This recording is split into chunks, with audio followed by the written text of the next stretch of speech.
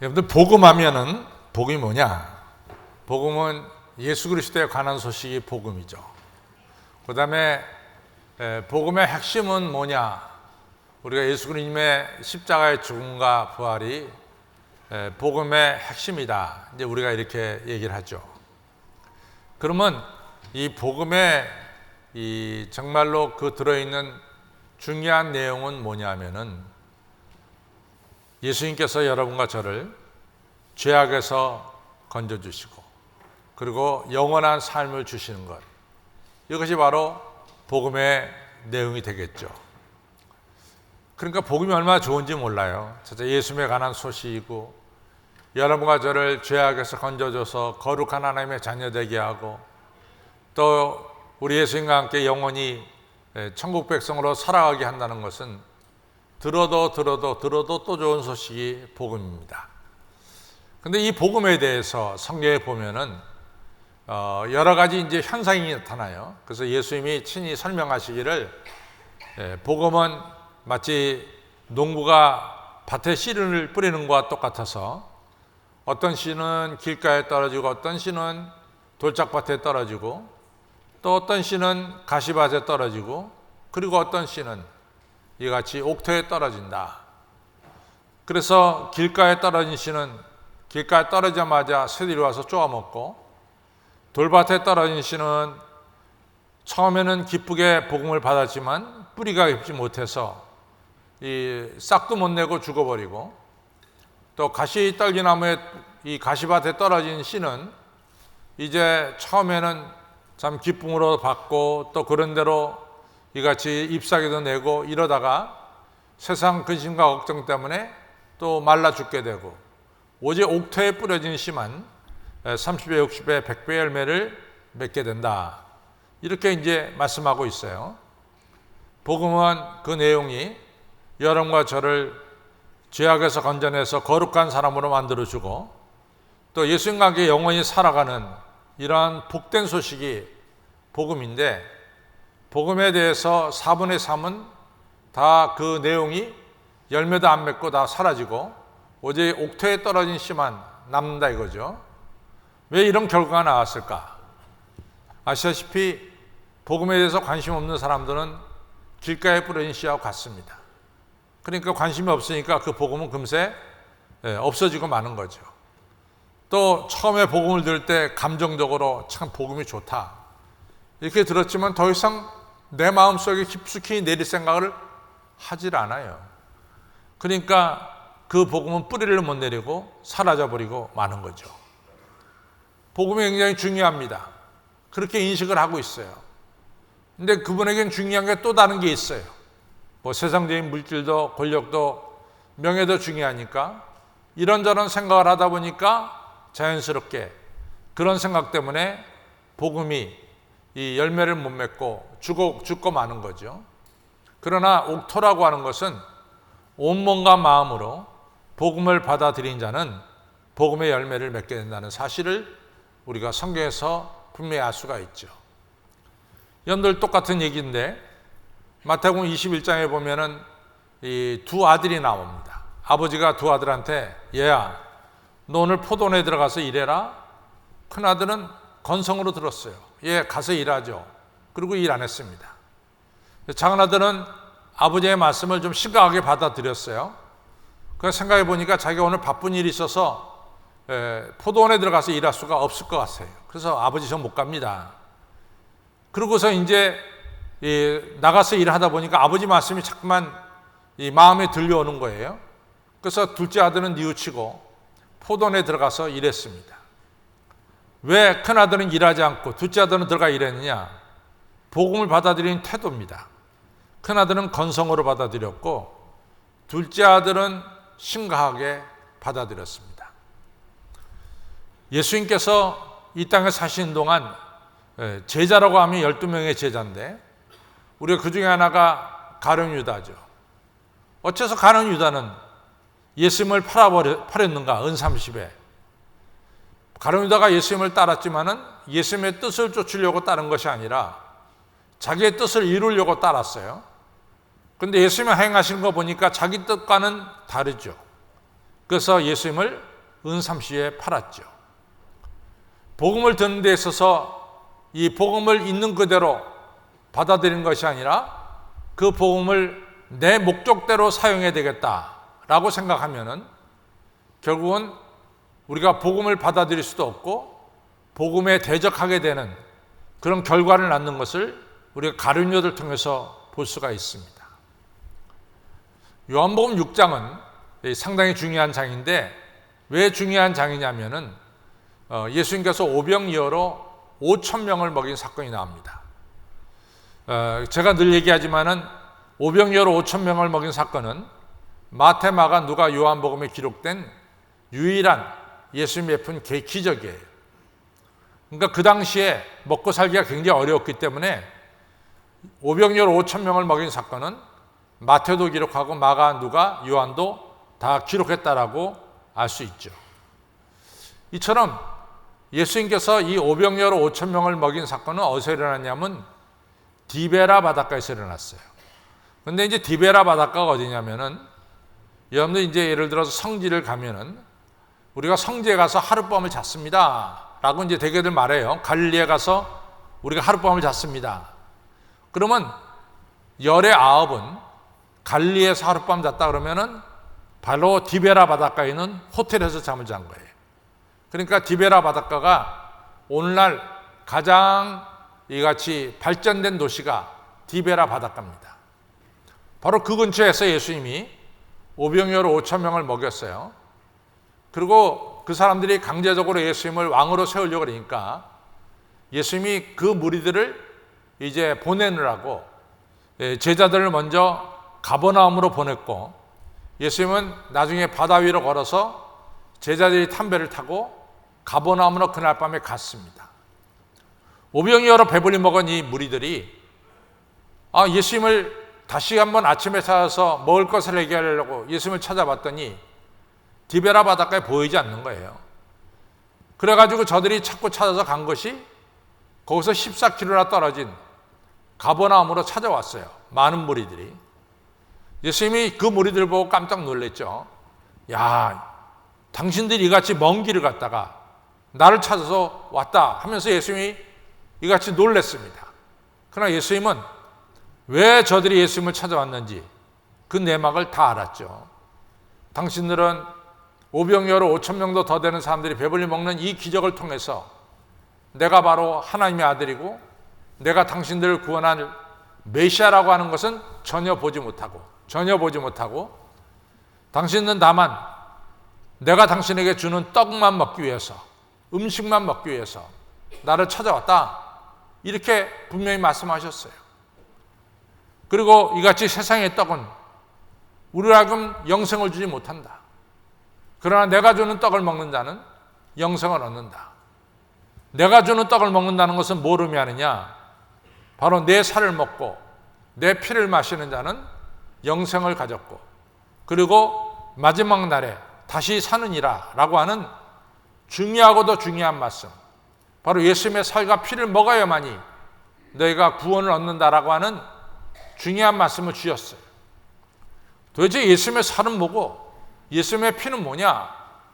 예수님의 살은 예수님을 자기들 중심에 영접하는 거가 되겠죠. 예수님의 피는 예수님께서 십자가에 달려 흘리신 그 보혈의 피를 믿고 받아들이는 것이 되겠죠. 이 무리들이 너무 힘든 거야. 그들은 단지 예수님에게 와서 떡만 받아 먹으면 돼. 오늘날 배고픈데 떡만 받아 먹어서 배부르면 되는 거야. 거기서 심각하게 무슨 예수님을 내 안에 모시고 예수님의 십자가의 보혈이 내 안에 흐르고 이건 다 아니야. 그런 데는 관심이 없어요. 오직 예수님을 통해서 돈만 잘 먹으면 되는 거야. 배불리 먹기만 하면 되는 거지. 무슨 예수님이 내 안에 계시고 예수님의 보혈의 피가 내 안에 흐르고 이건 다 자기들 관심 밖의 일이에요.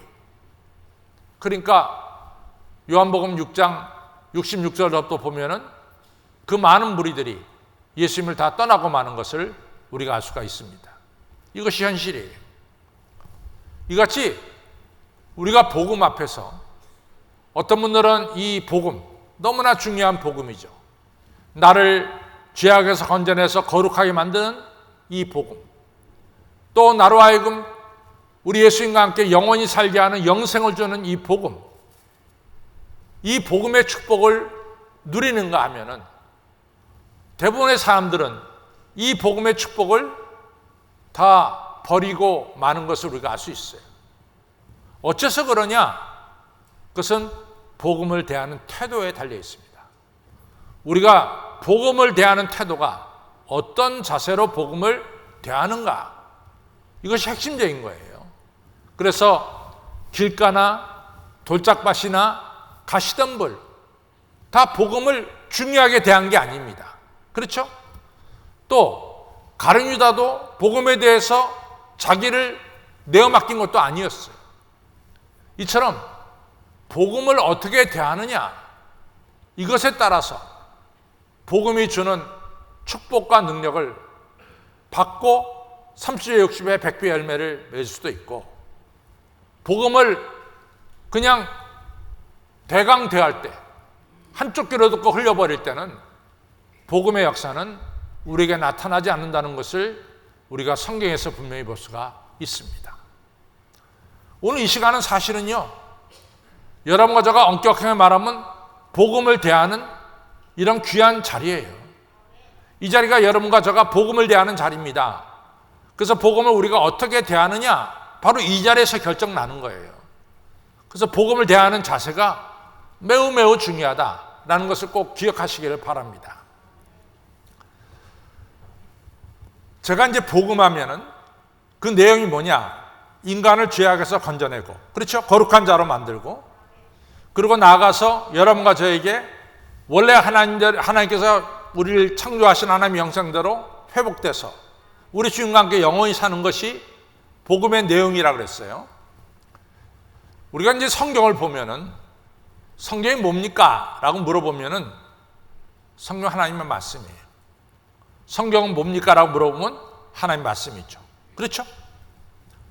그러면 성경의 내용은 뭡니까? 그 내용을 분명합니다. 하나님께서 여러분과 저를 죄악에서 건져내고 본래의 목적대로 하나님의 형상대로 회복시키는 것이 성경의 내용이에요. 근데 하나님께서 이러한 일을 이루시기 위해서 하나님께서 말씀도 하시죠. 기적도 베푸시죠. 하나님께서 사람도 보내시죠. 그래서 여러분과 저를 죄악에서 건져내고 영생을 얻도록 하나님이 역사하시죠. 이걸 줄여서 하나님이 우리를 구원하시려고 역사하신 내용이 바로 성경의 내용이다, 이 말씀입니다. 하나님께서 여러분과 저를 죄악에서 건져내고 영생을 주시기 위해서 하나님께서 활동하시고 말씀하시고 역사하신 이런 내용이 들어있는 것이 바로 성경의 내용입니다. 그러면은 구체적으로 하나님께서 이런 구원 사역을 어떻게 시작하셨느냐? 우리가 구약 성경에서는 그 첫 번째 대상이 아브라함입니다. 하나님께서 아브라함을 택해서 아브라함을 통해서 많은 사람들을 구원하는 이 구원의 사역을 하나님께서 펼치세요. 그럼 본래 아브라함 무슨 하나님과 특별한 관계로 이 땅에 태어났느냐? 아니죠. 아브라함은 유프라tes 강 근처에서 아버지 데라와 함께 우상을 섬겼던 자예요. 근데 하나님께서 우상 섬기는 아브라함을 불렀어요. 너는 본토 친척 아비 집을 떠나 내가 내게 지시할 땅으로 가라. 아브라함을 불러서 하나님의 사람으로 만들었어요. 그런데 이 아브라함이 하나님 부름받고 가나안 땅에 갔는데, 가나안 땅에 가자마자 기근이 임하니까 하나님이 보낸 땅에 머물지 않고 자기 아내 사라와 함께 애굽에 내려갔어요. 애굽에 내려가서 자기 아내가 이같이 아름다우니까, 잘못하면 아내 때문에 자기가 죽을지도 모르니까 아내한테 이런 얘기를 합니다. 애굽 땅에 가서는 자네가 내 부인이라고 얘기하지 말고 내 누이 동생이라고 얘기해. 이렇게 얘기하고 내려갔죠. 그러다가 바로 애굽 왕 바로가 이 사라를 갖다가, 아브라함 아내 사라를 갖다가 자기 부인으로 받는 거예요. 그때 하나님께서 바로의 집안에 큰 재난이 임하게 했습니다. 큰 역사를 하나님이 행하셨어요. 그래서 이 바로로 하여금 지금 바로 얻어들인 이 사라가 아브라함의 부인이라는 것을 하나님께서 바로에게 알려주십니다. 그래서 바로가 이 소식을 알고 그 바로 얻은 이 사라라고 하는 여자를 아브라함에게 돌려보냈어요. 그리고 어떻게 당신이 나한테 이렇게 거짓말할 수 있느냐고 책망까지 했어요. 많은 것을 또 물질로 주면서 가나안으로 돌아가게 했습니다. 자, 이렇게 해서 아브라함이 믿음의 조상이 되고 하나님의 복음을 다른 사람들에 전달하는 복의 통로자가 됐어요. 그럼 아브라함이 구원받는 데 있어서 아브라함이 한 일이 뭡니까? 아브라함이 구원받는 데서 아브라함이 한 일이 뭐예요? 전적으로 하나님이 하신 거야. 전적으로. 아브라함이 믿음의 조상이 되는 데 있어서 아브라함이 한 일은 없어요. 택하신 분도 하나님이시고, 아브라함이 하나님을 배반한 자리에 있을 때 그걸 구원한 분도 하나님이시고, 아브라함의 복을 쏟아놓으신 분도 하나님이시고, 복의 통로로 만드신 분도 하나님이에요. 아브라함이 구원받는 데 있어서 중요한 것은 전적으로 하나님의 역사고 적극적으로 하나님이 개입하셔서 아브라함이 믿음의 조상이 되었다라고 하는 사실입니다. 신약에 와서 구원의 역사는 또 어떻게 이루어집니까? 하나님께서는 구약 성경에 예언된 대로 먼저 세례 요한을 이 땅에 보내시죠. 근데 세례 요한이 아버지가 사가랴고 엄마가 엘리자벳인데 사가랴와 엘리자벳 아기를 못 낳아요. 이미 나이가 지났어요. 근데 하나님이 역사하셔서 사가랴와 엘리사벳 사이에 아들 낳았는데 그 아들이 세례 요한, 예수님의 길을 예비하러 온 세례 요한이에요. 그 다음에 이 베들레헴에 사는 처녀 이 마리아에게 주의 사자가 찾아갑니다. 마리아야, 네가 아들을 낳을 텐데 그 아들의 이름을 예수라 하라. 아, 마리아가 오늘 성경에서 깜짝 놀래요. 아니, 그런 일이 어디 있습니까? 제가 남자를 알지 못하거늘 어떻게 제가 아기를 낳겠습니까? 그랬더니 오늘 누가복음 1장 35절에 성령이, 주의 성령이 내게 임하고 주의 능력이 너를 덮으리니 네가 낳을 아들 그 아들의 이름을 하나님의 아들이라 일컬으리라. 주의 성령이 내게 임하고 하나님의 능력이 너에게 덮으리니 네가 아들을 낳을 것이야. 그래서 태어난 분이 바로 예수 그리스도, 바로 이 예수 그리스도를 통해서 여러분과 저가 구원을 얻게 되는 이 역사가 일어났어요. 그러면 오늘 우리가 구원받는 데 있어서 우리가 한 일이 뭐예요? 우리가 한 일이 뭐냔 말이지. 전적으로 하나님이 적극적으로 개입하셔서 처녀 마리아를 통해서 예수님을 낳게 하고, 또 예수님이 우리의 죄를 대신 지시고 십자가에 달려 죽게 하시고 죽은 자 가운데 3일 만에 부활하셔서 우리를 죄악에서 건지시고 영원히 사는 이런 축복을 여러분과 저에게 주셨다라고 하는 사실이에요. 오늘 우리가 구원받는 데 있어서 우리가 한 일은 없어요.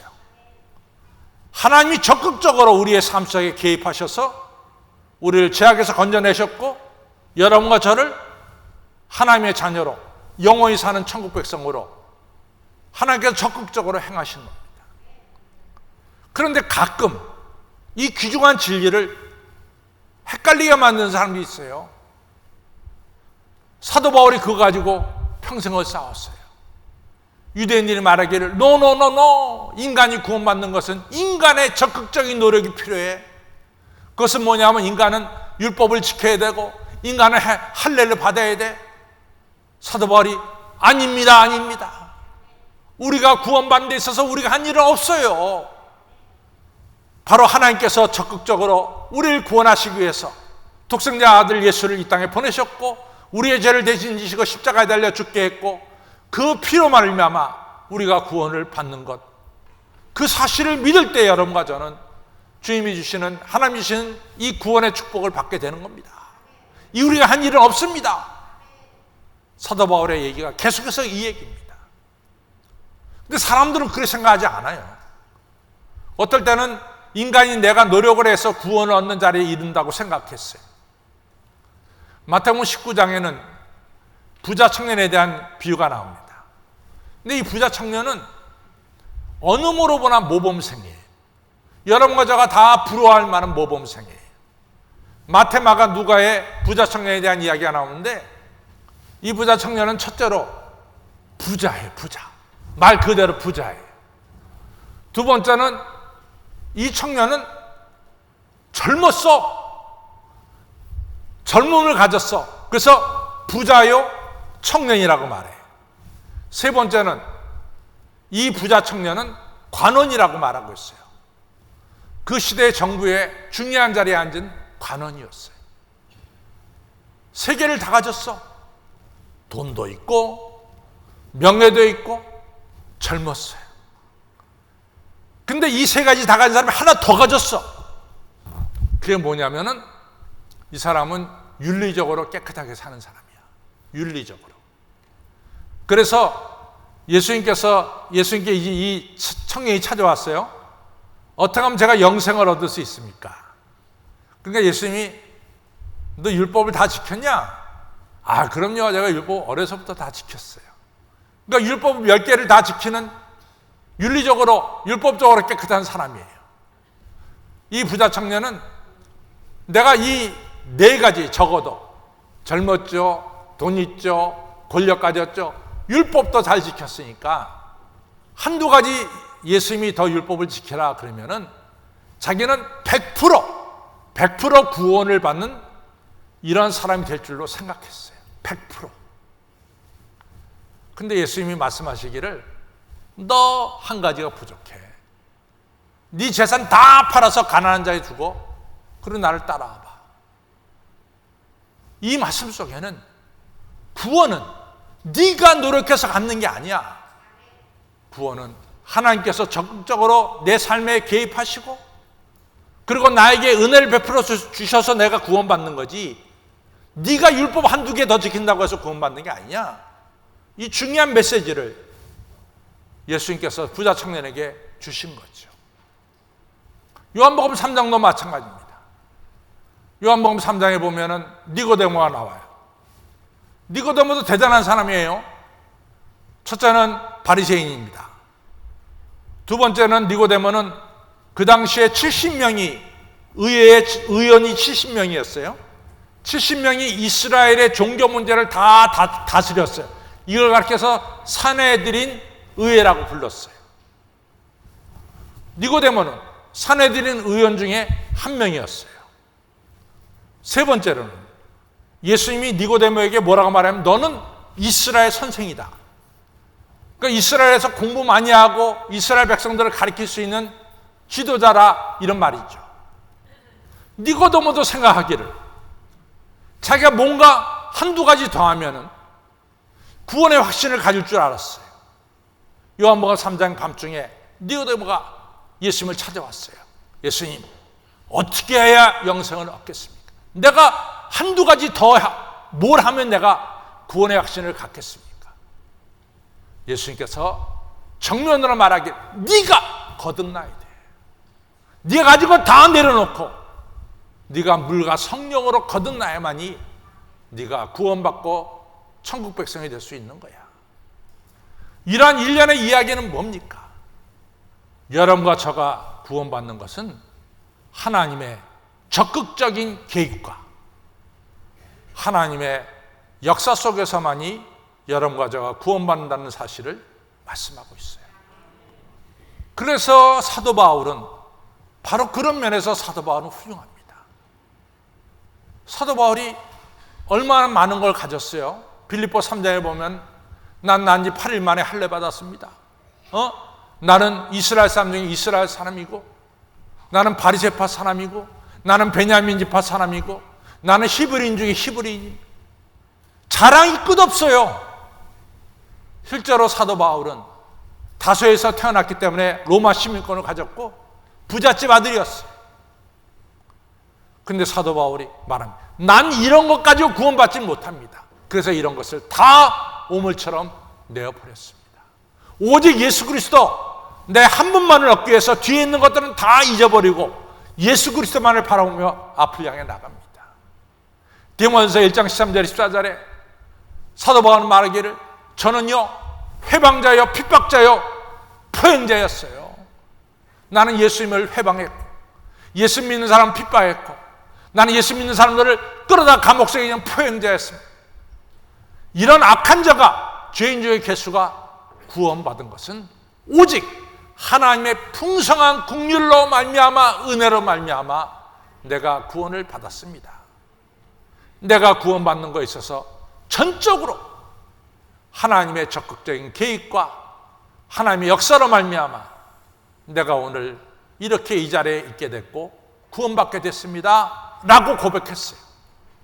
그 얘기가 사도 바울에게만 그치니까 여러분과 저는 그하고 상관이 없습니까? 여러분과 저는 오늘 이 자리에 있는데 여러분과 저는 이 자리에 있는데 하나님의 적극적인 여러분과 저를 구원하는 구원의 역사가 우리의 삶에는 없었습니까? 여러분과 저도 똑같아요. 여러분과 저가 이 자리에 있는 것은 하나님의 적극적인 개입과 구원의 역사 때문에 오늘 여러분과 저가 이 자리에 와 있게 됐다는 것을 믿으시기를 바랍니다. 적극적인 개입이에요. 그런데 하나님이 나에게 임한 적극적인 개입을 자세히 살펴보면은 초자연적인 역사로 개입하셨어요. 초자연적인 역사로 개입하셨어요. 초자연적인 역사. 첫째는 예수님이 이 땅에 온 것 자체가 초자연적인 거야. 어떻게 처녀가 잉태해서 아들을 낳을 수 있냐 말이죠. 인간이 생각할 수 없는 방법이에요. 내가 남자를 알지 못하고는 내가 어떻게 자식을 갖겠습니까? 주의 성령이 내게 임하고 주의 능력이 너를 덮으리니 네가 낳을 바 그 아들은 바로 하나님의 아들이라 일컬음 받으리라. 아니 어찌 이런 일이 일어날 수 있습니까? 주님께는 능치 못할 일이 없는 일이란 말이에요. 우리를 구원하는 데 있어서 우리가 생각하지 못하는 초자연적인 방법으로 하나님은 역사하셔서 우리를 죄악에서 건져내시고 하나님의 자녀 삼아주시고 누가 죽은 자가 살아나? 누가 죽은 자가 살아날 수 있다고 생각했어? 근데 죽은 자가 살아나는 거야. 예수님의 손을 통해서 죽은 나사로가 살아나고 야이로의 딸이 살아나고 나인성 과부의 아들이 살아나고 예수님께서 우리를 구원하신 데서 기적으로 연결되고 있어요. 그리고 예수님 자신이 죽은 지 3일 만에 다시 살아나는 초자연적인 역사를 통해서 여러분과 저를 죄악에서 건져내시고 하나님의 자녀 삼아주시고 구원의 역사를 천국 백성이 되는 이 축복을 베풀어 주시는 것입니다. 세례요한이 이 헤롯이라는 자가 자기 동생 빌립의 아내 헤로디아와 결혼했잖아요. 세례요한이 볼 수가 없죠. 그러니까 세례요한이 이 헤롯 왕이여 당신 잘못했어. 그러면 안 돼. 그러니까 헤롯이 또 헤로디아가 듣기 어려우니까 그냥 세례요한을 갖다가 마킬루스라고 하는 감옥에다 집어넣어 버렸어요. 이 세례요한이 감옥 속에서 꽤나 시간이 지났어요. 의심이 생기기 시작했어. 의심이. 도대체 예수님이 우리가 기다리는 메시아일까? 이런 의심이 생겼어요. 그래서 제자 둘을 불러다가 자네들 예수님께 가서 물어봐라. 정말 예수님이 우리가 기다리는 메시아인지 아니면 우리가 또 다른 사람을 기다려야 되는지 좀 가서 얘기해봐라 그랬어요. 그래서 두 제자가 예수님께 찾아갔습니다. 우리 선생님 말씀하시기를 예수님 정말 그리스도입니까? 아니면 우리가 또 다른 사람을 기다려야 됩니까? 예수님 말씀하시는 너 봐라. 지금 소경된 자가 눈 뜨는 거 봤지? 앉은 베이가 일어나는 거 봤지? 묻는 명자가 깨끗해지는 거 봤지? 아니, 죽은 자가 살아나는 거 봤지? 그리고 가난한 자들에게 복음이 전해지는 거 봤지? 가서 그대로 얘기해라. 지금 하나님의 구원의 역사가 계속해서 초자연적인 역사, 기적의 역사로 지금 이루어지는 것을 너 봤지? 가서 그대로 전해라 말이에요. 구원의 역사는 기적의 역사입니다. 초자연적인 역사입니다. 여러분들 삶을 한번 보세요. 여러분들 오늘 이 자리까지 오기 위해서 여러분들 삶이 살아온 가정 속에 하나님의 기적의 손길이 여러분들에게 없었어요? 기적의 손길이 여러분들 삶 속에 없었습니까? 저는 보면요, 작년이죠. 2019년 12월 2일 날 제가 차 사고를 워싱턴 DC에서 만났잖아요. 그때 4명이 타고 있었는데 911 에머전스가 왔어요. 근데 4명 중에서 저를 제일 먼저 데려갔어요. 왜? 제 머리에서 막 피가 쏟아지니까 이 911이 보기에 제가 뇌출혈이 일어난 걸로 봤다고. 그냥 뇌가 깨져가지고 피가 막 쏟아지는 걸로 알았다고. 저도 막 피가 막 쏟아져. 근데 제가 살아서 여기 있잖아요. 기적 아니에요, 기적. 기적 아닙니까? 저는 자라나면서 어머니한테 들은 이야기가 있어요. 야, 내가 너 잃어버릴 뻔했어. 늘 하는 얘기가 그 얘기예요. 내가 너 잃어버릴 뻔했다는 거예요. 왜? 제가 어렸을 때 홍역을 할 때요, 홍역으로 죽는 줄 알았대요. 제가. 저희 시대에는요, 제 시대에는 홍역으로 세상 떠난 애들 많았어요. 홍역으로 세상 떠난 애들 많았어요. 지금은 다 우리가 홍역 예방주사 맞아서 어린아이들이 홍역 때문에 세상 떠난 일이 없지만은 저희 시대에는, 저 어렸을 때는 홍역으로 아이를 잃어버린 경우가 많았어요. 아마 여러분들 형제 중에서도 홍역 때문에 먼저 여러분들보다 세상 떠난 동생이나 형이 있을 줄 압니다. 우리 어머니 늘 그래요. 나 홍역 때 너 잃어버린 줄 알았다고. 오늘 제가 있는 것은 하나님의 적극적인 개입입니다. 그 개입의 내용은 기적의 역사예요. 어찌 그게 저만 있겠어요? 여러분들에게도 다 있지. 오늘 여러분과 제가 이 자리에 있는 것은 하나님의 적극적인 개입과 그 개입의 내용을 보면 하나님의 초월적인 기적의 역사입니다. 이것이 복음의 내용이에요. 이 복음 앞에 우리가 건성건성 들어서 되겠냐 그 말이죠.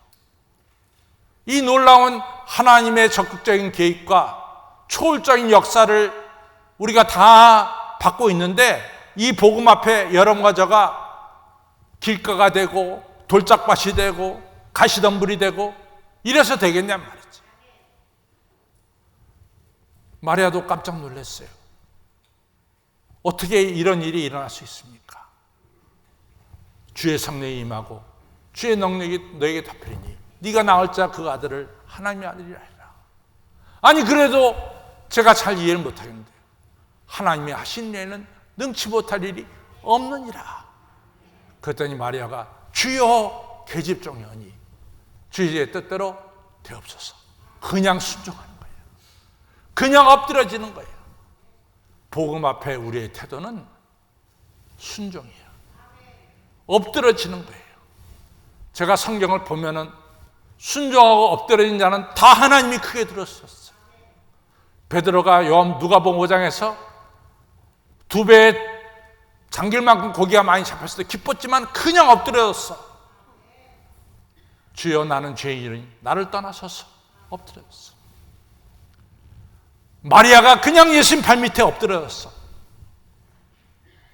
여러분들 주 앞에 그냥 엎드려진 자, 주여 계집종이니 주님 뜻대로 하옵소서 순종하고 엎드려질 때 하나님께서 그 사람을 능력의 도구로, 하나님께서 하나님의 역사를 이루는 능력의 도구로 사용하시는 것을 알 수가 있습니다.